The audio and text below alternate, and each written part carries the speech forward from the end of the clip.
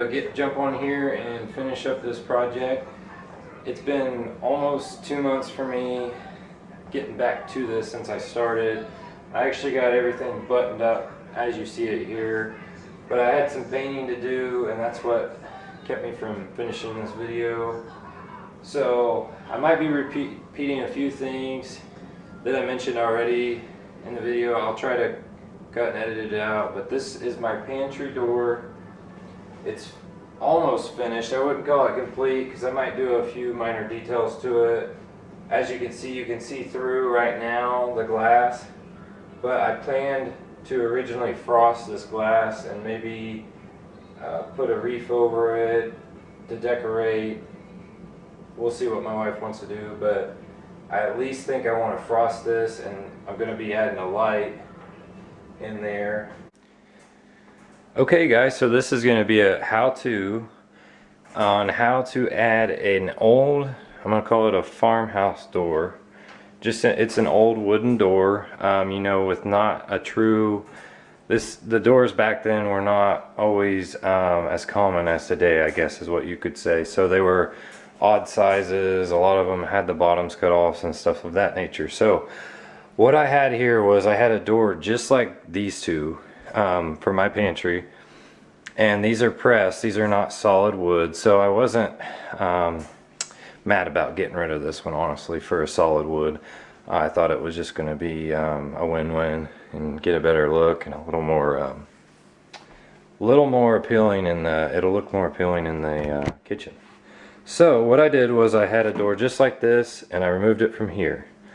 I believe that that door that I removed was, I'll just go for this one here. It would have been a 32-inch door, which isn't, they're not a true 32 by 80. 32 by 80 door. And I'm going to be replacing it with this door. This is a door I got from a house or a garage. This was actually on the garage part. It was getting torn down. It was local, down maybe 2 blocks down from me. And what I did was it was all white like this, but the paint was really flaky, and so I sanded it all down, got all the flakiness off it, got a real nice patina, and then I added, and my daughter's running around here, she's my helper today, but then I added the light. It was really a till, but I kind of washed it out with water, and I applied that blue just to give it a little more, give it a more patina look.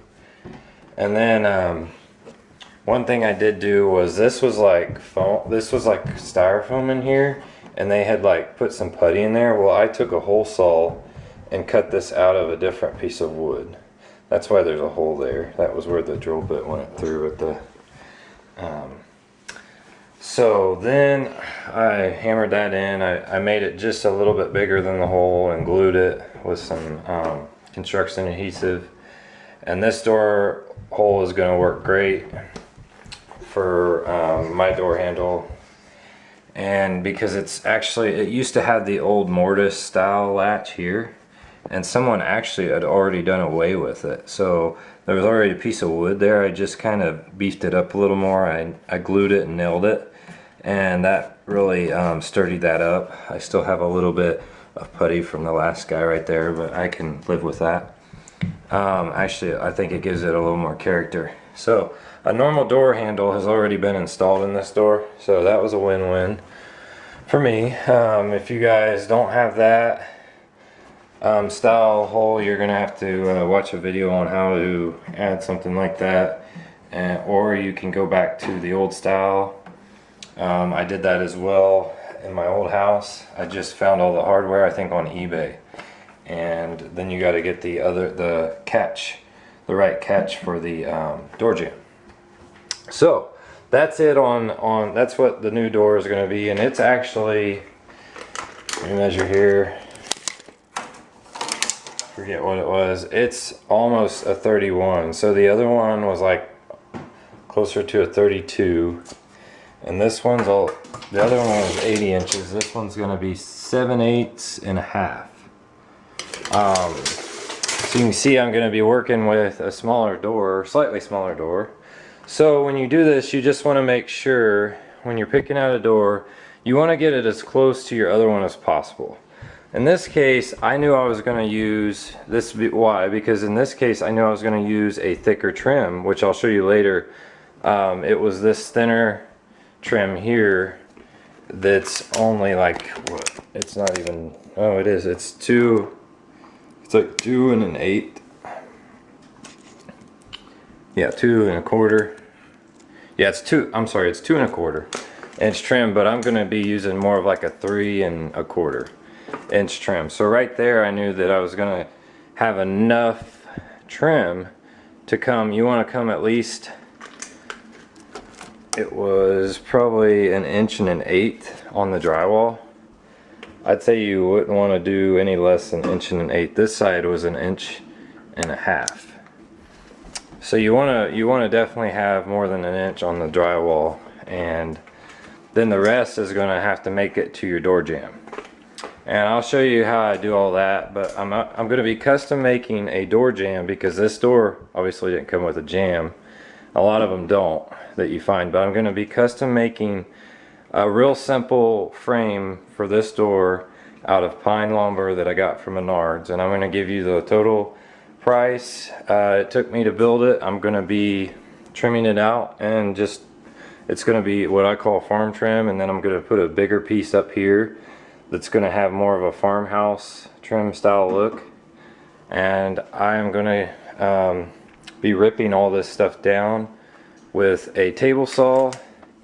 So one thing to know is when you're getting the lumber for this, you want to know how big the door is. So you want to go slightly bigger, and you want to leave a gap in your door on either side. So when you're building the casing, you just want to add like 1/4 inch is what I like to add. Actually, I lied, 1/8 of an inch. This is a little less, but I give myself 1/8 of an inch on either side for a little bit of play. And that way, if I have to make adjustments and stuff, that 1/8 of an inch on either side is going to really help me. And at the top, you can leave, like on this door, it's more like 1/4 inch.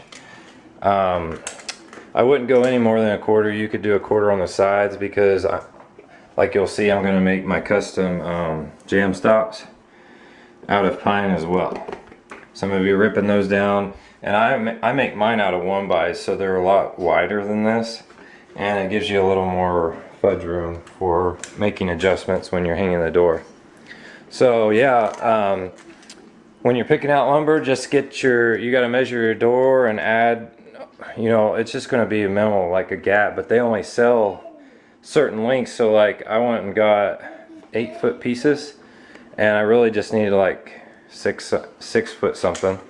I can't remember the exact measurement. So I knew right then I needed one for this side, one for that side, and I actually got I think a 12-foot piece. So my theory was I can use, I can get my one side and the top out of the 12-foot piece. And I'll show you guys all that down the road, but in this video. But then you want to measure, and you're gonna have to get a 1x5. Well, 1x5 is not really a 1x5, which you guys probably already know. It's more of like 4.5.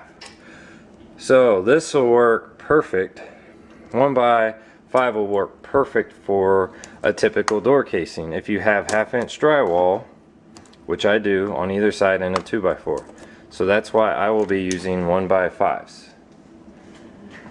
And then I'm going to be trimming it out in pine. So stay tuned. I completely spaced it here, but yeah, it helps, and I think I'm still going to use it. But I actually bought trim for the jam, but then I realized after cutting the ends or the sides off the 2x6s, well, they're not true 2x6s, so I robbed 4.5 for the casing, and then the remainder would be yeah, what a true 2x6 really is. It's like 5 and something. So this is what I got left. Let me measure them out so you guys know. And these are actually going to be my jams, I think. I actually bought more wood just to, so you can see how wide they are there. They're not quite an inch, but they're like, oh, they're a hair away. Let's just call it that. Might as well just call them an inch. Hell, they don't call 2x6s. They call 2x6s 2x6s, and they're not really, so let's just call these an inch. And I think that's plenty of room to, I got brad nails. I'm just going to brad nail this once I get the door hung. And it's all, I got the striker plate on and everything. This will be last, but yeah, stay tuned for that.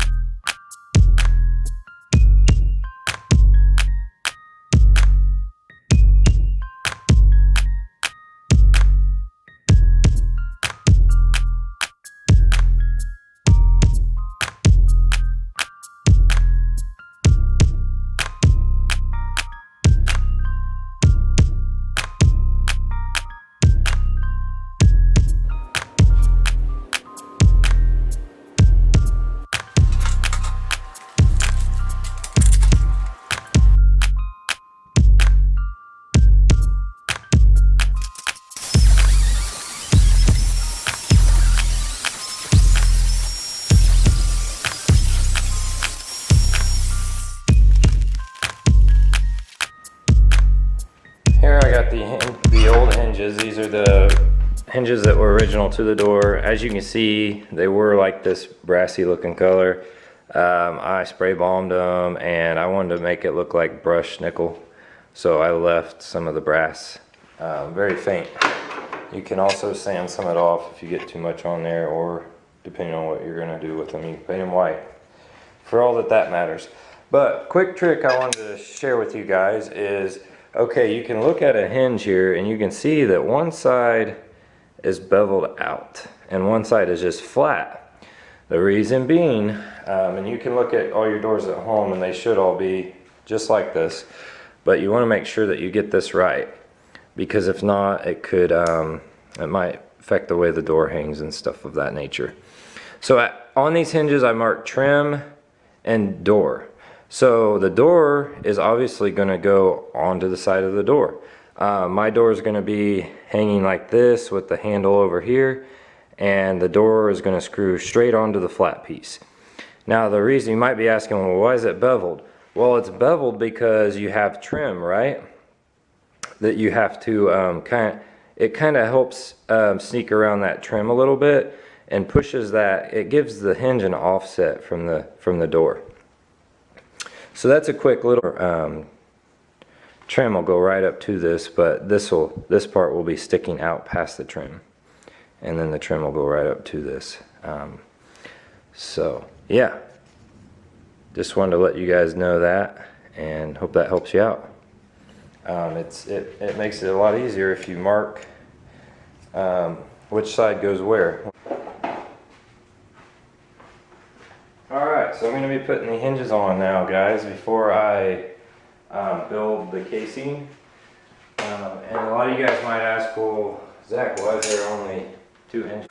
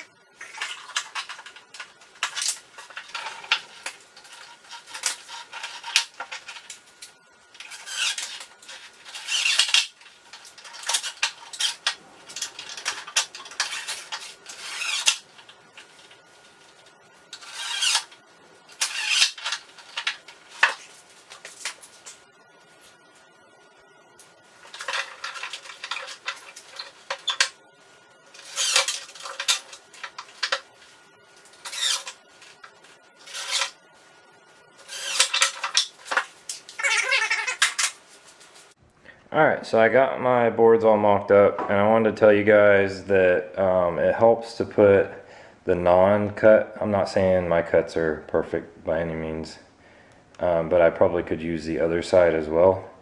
But I always like to put the factory edges facing out, because you're going to have to butt that trim up right to it, and if there's imperfections where you sawed with your table saw, well, guess what, they're all going to be on the other side, so it won't matter as much, and you can still caulk things if you need to.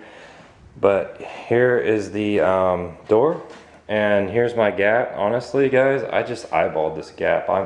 I don't care so much if there's I actually like more of a gap at the bottom of the door, because then it's not dragging on the floor, and I don't know, it's a pantry door. I don't care if air gets underneath it. It's not like need privacy in there anyway. So maybe for a bathroom door I'd put it a little lower.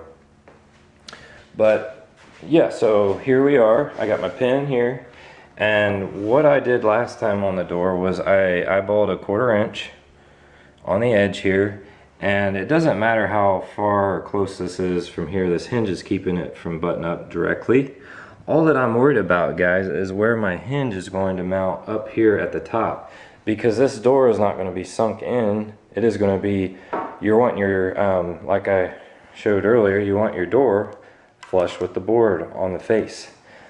So what I do, just to find out where those hinges are going to lay, I take my pen and I mark on this side of the hinge, and I mark on this side of the hinge.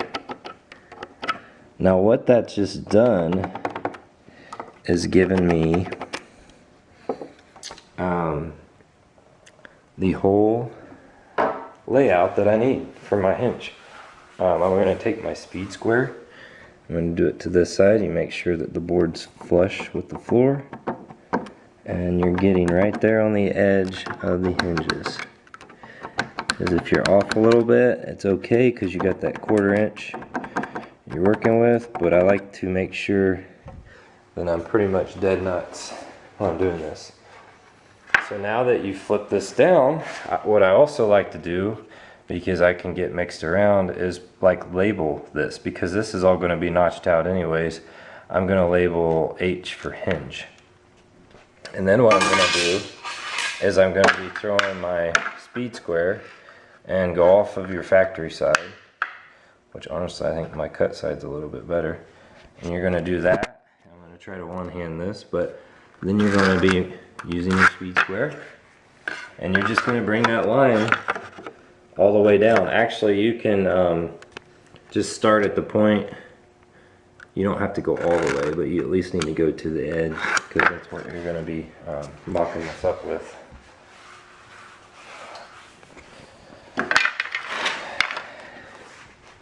Man, it would be nice to be working off of a table. Check those Crocs out though. It just makes the whole video better. Crocs and socks, baby. Okay, So I got that marked. Just you can put an X. I put an H over there. But then, if you can think about it, picture it in your head, you're going to want the diameter of this hinge right here somewhere, and then you're going to notch this out with an oscillating tool, the same depth as the door was notched out. And then you're going to pre-drill and all that. So let's get started here. Oh, and how you're going to get that over here, since you've already had the hinges mounted, there's no sense in taking those off. I mean, we just like to do things the easy way around here, right? So some things anyways. Working off the floor, not so much.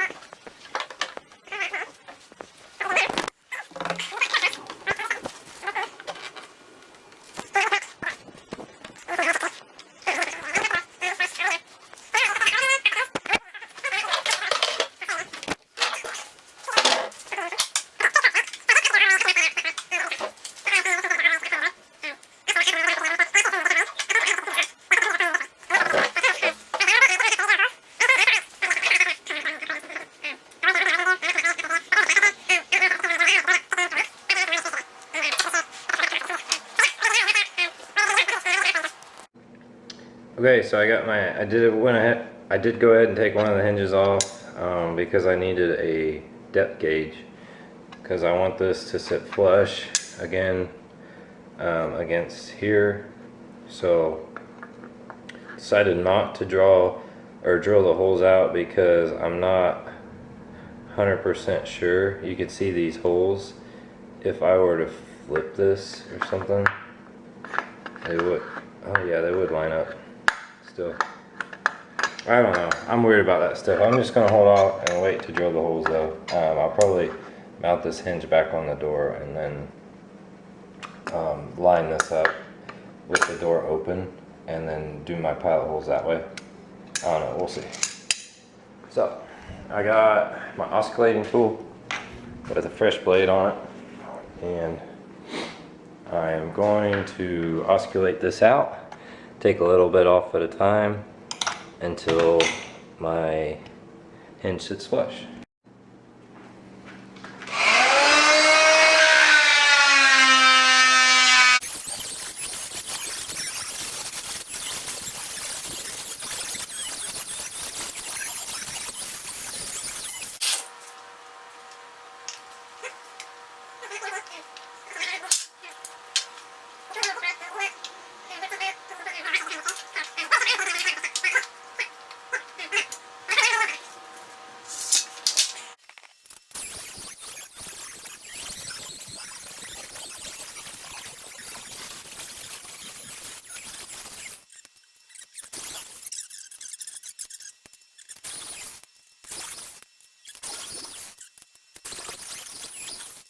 I'm happy with that. So now I'm going to put the hinge back on the door, and then I'm going to get to pre-drilling the holes and securing the door to this piece. And I like to do that because if you tried to box in all this, I'm just going to be nailing it with some small skinny screws through the top, so it's going to be real flimsy. And I'm not going to cut I don't like cutting my the sash, because if I do that, then there's so much with adjustments and stuff, things that go wrong. I like to hang my door where it's going to swing and then let that strike the wood where my striker plate needs to be, and then I'll be dead nuts when I do that. So I'm going to screw the door back to this piece, and then I'm going to nail the frame together, and then we'll be hanging the door. Alright guys, I also want to note that most doors like this don't come with the receiving side for the trim or the wall stud, which would be this casing trim. They don't come with the screws needed because, well, somebody pulls them and then Usually they get lost or dropped on the floor, and the only ones you're going to get, if you even get lucky enough to get the hinges, are the ones that hold the hinges on. Also want to note, if you guys have an old door like this and you don't have hinges, but it has already had hinges, get on old eBay and check that out, because there's still a lot of people out there that like to collect old hinges, and it's like a hobby to sell them and all that, and they will put the measurements. All you got to do is measure how wide the hinge was. I mean, as long as, I mean, you could even cut more out if the hinge was bigger, and you could even have a little bit in if the hinge was smaller. So you could have like a little 1/8 or 1/4 inch gap. I mean, I have one already, and you know, I'm not trying to be perfect here, but there's ways to make things work. So get on eBay and buy you a couple hinges for your old door. And as far as screws go, make sure you use a wood screw that's got a decent sized head, because that has to fall into these holes, and if it's too small it will go right through. And these are made, hinges are made for this style of the head here. I don't know what the name is. Drop a comment if you know. So we're gonna get to drilling this out. Alright, so I got the door laying flat and I got it face out, and what I did was I put the trim up next to the door, and then I just rotated it all the way around. So if I was to rotate this all the way back, it would be in a closed position. Right now it's in an all the way open position, which the door would never go that far because it would hit the wall before that. But luckily with these old school hinges, I don't know if the newer ones are like that or not, but I'm able to flip this around, and what I want to do is get this all lined up, and before I pre-drill the holes, I am going to measure out from here to here to here and make sure that is all even, so when the doors close it's perfect. And another thing I wanted to point out is I'm only going to be using 2 screws. So what I'm going to do is I'm going to pre-drill, I'm just probably going to do one there and one here. And then I'm going to put the screws in, okay? And what that's going to do is allow me to flip that back and make sure all my measurements, my spacing's all good.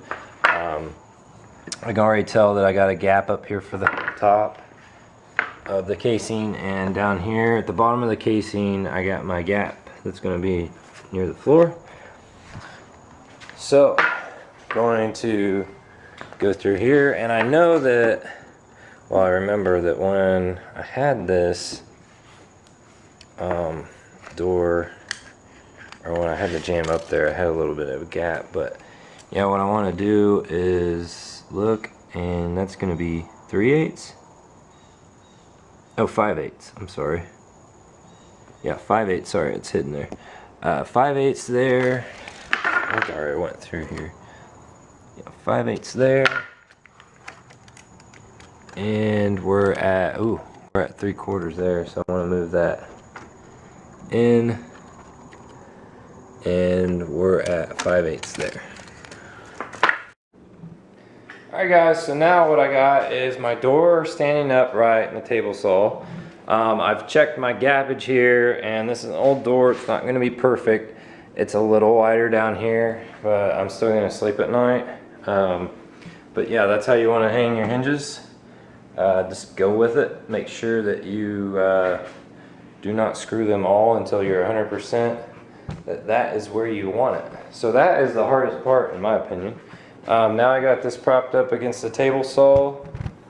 I'm going to show you what I got in store next, and sorry for my messy garage, but now I have these are hardwood trim nails. Perfect, right? This is somewhat like trim, but they're 2-inch. I'm going to be driving like 4 or 5 into the top of this. I'm going to be getting my step stool. Oh, them shimmed as if it was as high as the other side. So make sure that you have some shims or something to, it's right there, to shim up the other side because, well, you don't have anything there supporting it, and you need it up to the height that you want it to be once it's all said and done. So we're going to make sure, there could be an easier way to do this, but I just try to keep things easy as possible for what works in my mind. And you know, you don't have to be 100% square on this, but you want it close because we're going to make all our final adjustments once the door is hanging. So do something like this, and I made marks so I know where I want that ball.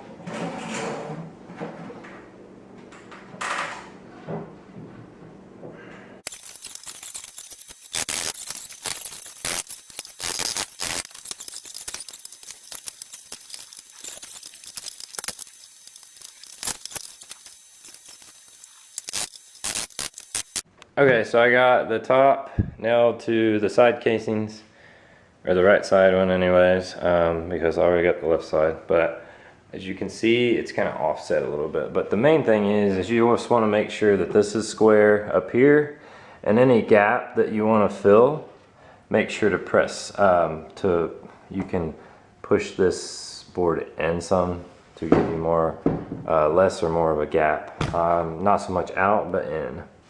So you do have a little room to work with there. With this door, it looks like a huge gap up here, but honestly, I knew this was gonna happen. Before I started this project, I was sanding and noticed that for some reason, this door is not true right here.